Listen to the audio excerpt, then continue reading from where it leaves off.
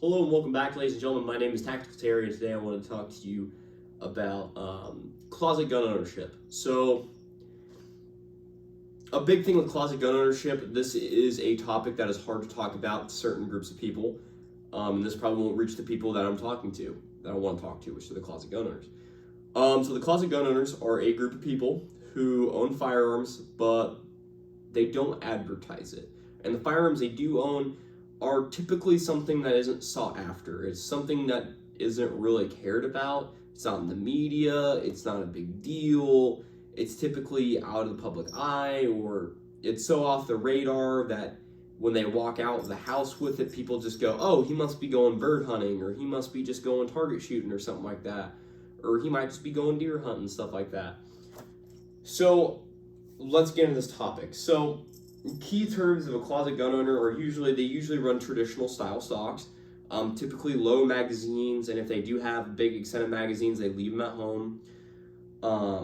They usually try to stick to wood or some synthetic, very little synthetic.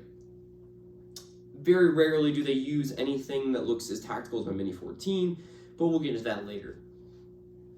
So let's start off with typically what I normally see closet gun owners own, which is usually just a pump action shotgun.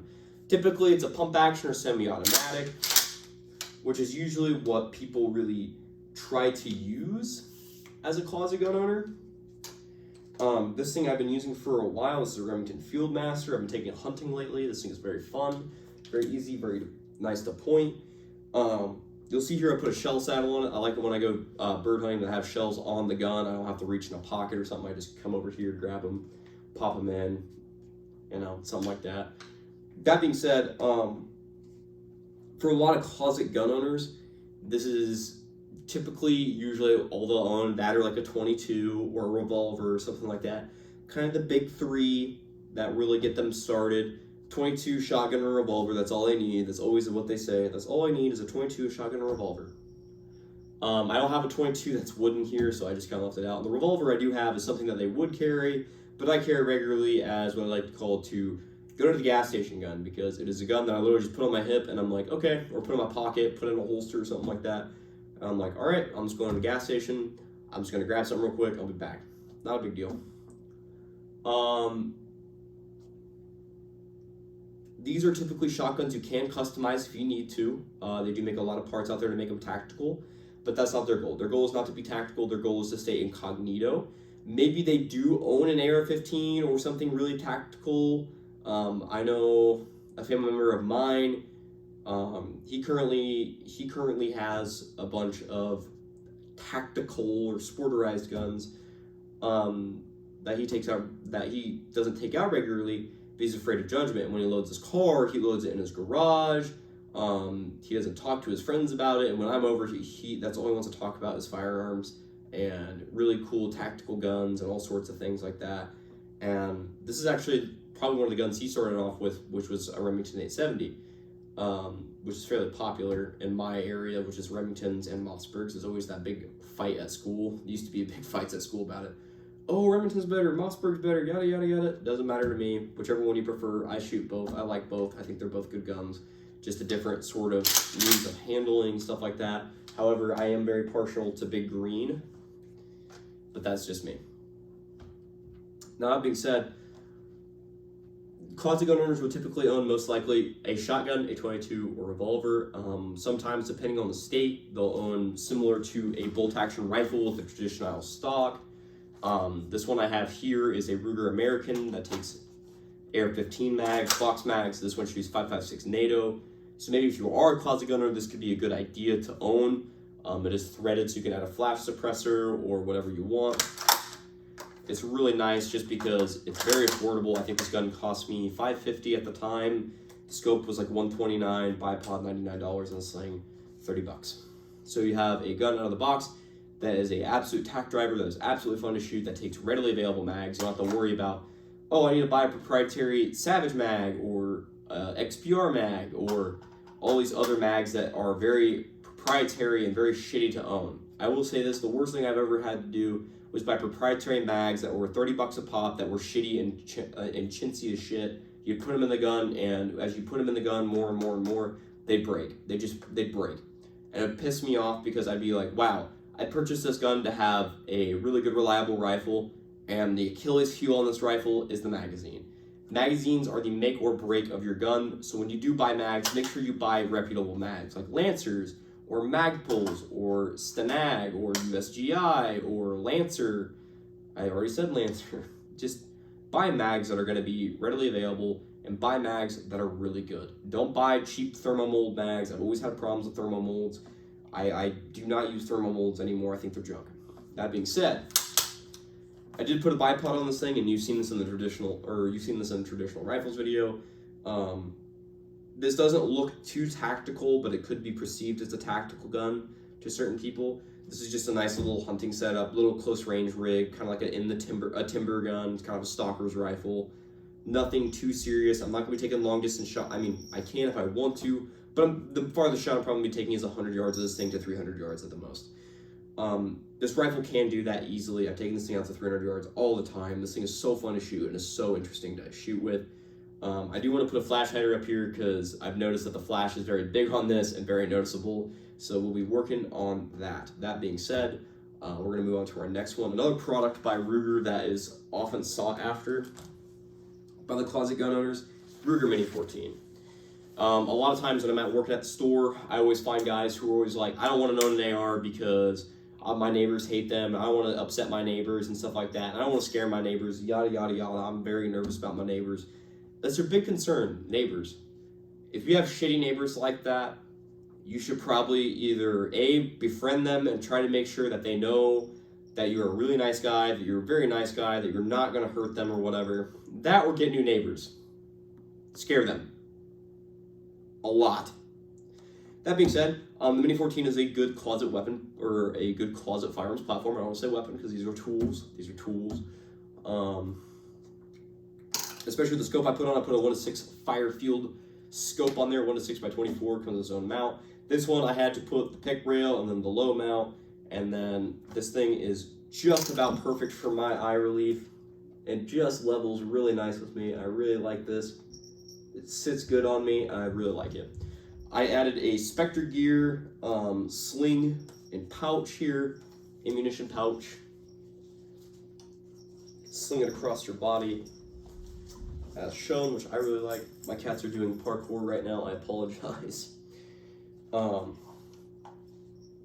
had a Spectre Gear sling because I like slings. Slings are awesome. If I can keep the gun across my body or on my body somehow when I'm working or moving around and keep it close, that's all that really matters to me.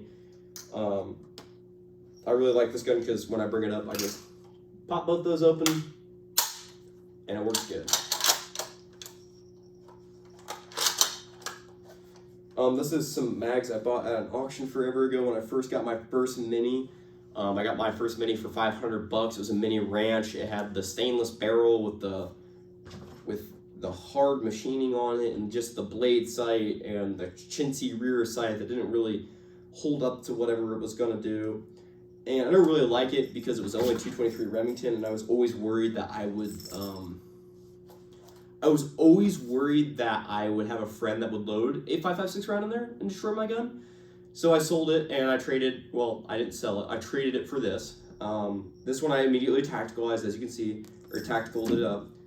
You can make this gun less tactical if you want. You can not put such an aggressive scope on there. You can put like a 2-7 like I have on my Ruger American. You cannot run, your typical, these are hot mags, these are loaded. Yes, I'm going to load this, not completely bolt open. You can put less, assuming mags in there, something like a 5-rounder or something that you don't scare people. Something that just makes it look like less scary. That's our whole thing here. That's what a lot of closet gun owners do, is I want to make my gun less scary to people so they think I'm a really normal person. The problem is you shouldn't think that. You should think my gun should be scary so I don't look less of a threat. You should be threatening to people around you because it could be your own neighbors that are plotting to rob you and you don't even know it. So that being said, be careful. Most commonly with Mini 14s, you'll always find 20-round magazines. 20-rounders are the most common in my opinion. They're very easily to find, very sought after too. They work good in the guns. People really like them. They just lock in like any other magazine. Done. Pop them out. Done. Very good. Very nice. The harder to find ones are going to be the Ruger Mini 14 30 round magazines. The 30 round magazines are a little harder to find. Some companies produce these, like ProMag, Ruger, I think ASE used to produce them, Butler Creek used to produce them. I think Butler Creek used to make these. Oh, this is Ramline. Ramline made these, and these are meant for an AR-180, AR-15, and Mini 14. So they do the whole shebang.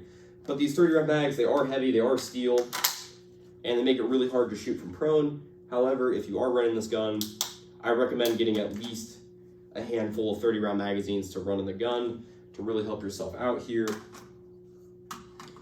And I've actually seen a lot of gun owners, closet gun owners, do this number, which is, let's let this back up. They'll often buy a bandolier of ammo, just a bandolier. I'm fucking this up, but un momento, por favor, please. They'll buy a little 3-cell or a little 3-cell 6 capacity magazine holder for their minis or ARs, just so they have something in case of a bug out scenario. They can keep their ammo on them. I really respect the guys who kind of do that. However, I saw this on Reddit one day. I know Reddit's not a good source of knowledge often, but I saw this on Reddit one day, and it was a guy like, "Yep, I keep my old Colt 723 Sporter with a bandolier at the back door, and if anything with 520 round magazines, the most reliable magazines, and if anything happens, I'm gonna grab that bandolier and just run to the woods." Oh, okay, you're gonna abandon your house, your shelter, you're gonna abandon your water for a couple days, you're gonna abandon your food as well, transportation, all sorts of clothing, all your apparel. You're just gonna abandon all that and run into the woods with your Colt 723 Sporter that you probably haven't shot in 15 years. Good job, buddy. You fucked yourself over. That being said, this is a good way of getting rounds on you. Mini 14 mags are harder to put in AR-15 pouches because they're not standardized. They're not considerably standard to the regular USGI 30 round mag. These are very much longer and very taller. I would recommend, per se, find a rig that is a MicroRig that you can attach onto your chest and use that for other purposes. Do that real quick. We'll just check our bolt. Good.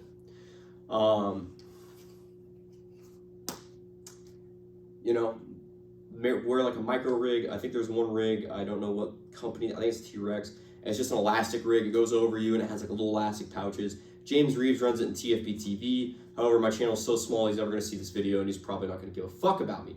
That being said, the Mini 14 people really like. There's a big cult behind the Mini 14. People who send their guns off for like thousands and thousands of dollars to get theirs bedded and accurized and all this. And I thought about sending one over, but at the same time, I was also like, do I really want to waste a lot of money that makes Mini 14 shoot like an AR?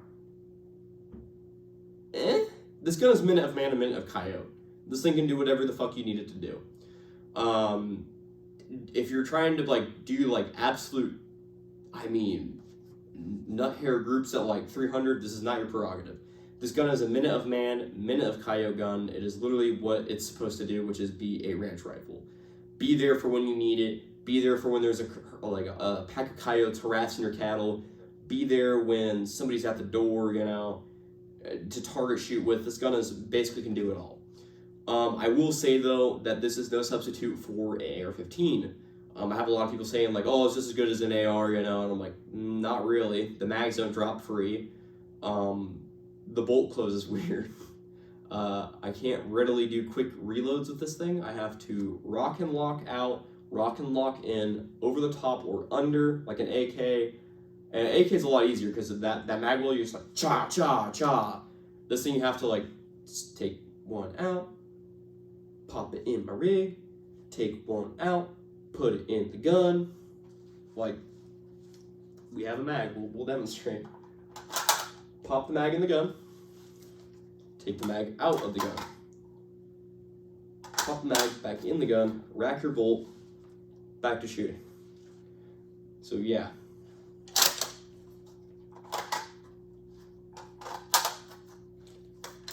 I assume your bolt goes closed. That's about an average speed. If you're really getting after it, I'm not gonna do with these because these are actually really collectible. These little ram line mags, these are actually really collectible. I've looked at the forums and apparently people are paying up to $100 a pop for these because they work in all their platforms and it's the best prepper mag. I have no idea. I'm not gonna state that. I'm gonna probably just say they're really nice, very collectible, and kind of gimmicky. This 1-6 works as a red dot, and of course, you know, I always am in the Colt LPVOs. They work good. They are awesome. Yeah, that being said, this is just a good overall rifle. It's good for prepping, but it can be good for prepping. So can the Ruger bolt action. The shotgun less so, because I believe shotguns are kind of like, you can probably hit something with a slug at 200 if you're really getting after it. But typically I would say, no, this is not a solution for a rifle and everything else. This thing is just a shotgun you can use, like, let's say you're maybe in an apartment building. You have a spare barrel, toss your 18.5-inch barrel in there, run buckshot is all you want, but be careful because you are really going to put yourself in a hurting situation if you get outnumbered or overrun. Because shotguns are tricky to load. Shotguns are worse to load because you put one in, you rack one out, drop 2 rounds, put one in, and you have a big problem. Clint Smith does it better than I can, but he explains basically that shotguns are a pain in the dick to load, especially under stress. These are typically a little bit easier, but not the best. I'm getting a phone call real quick, so.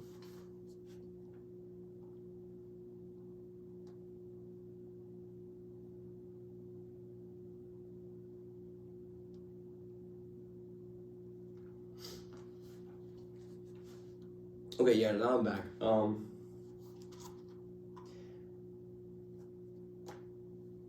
It's just a good rifle. That's all I can say. I don't really know what else to say. With the Spectre Gear Sling, it's really nice. I picked this up for probably $50, the whole thing. I got the 20 rounders because I typically run 20 rounders. They work the best in my opinion.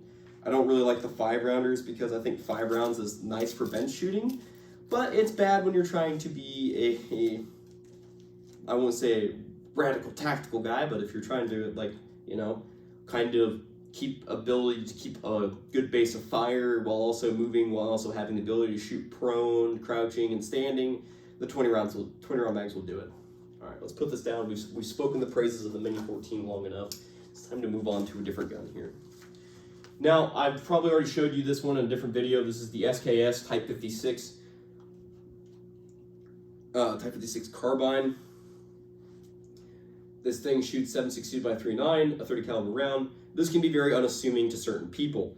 If you're very uneducated on firearms, some people will just think, let's say like the modern Democrat housewife who has never been around a firearm will see all the wood and blued metal and go, oh,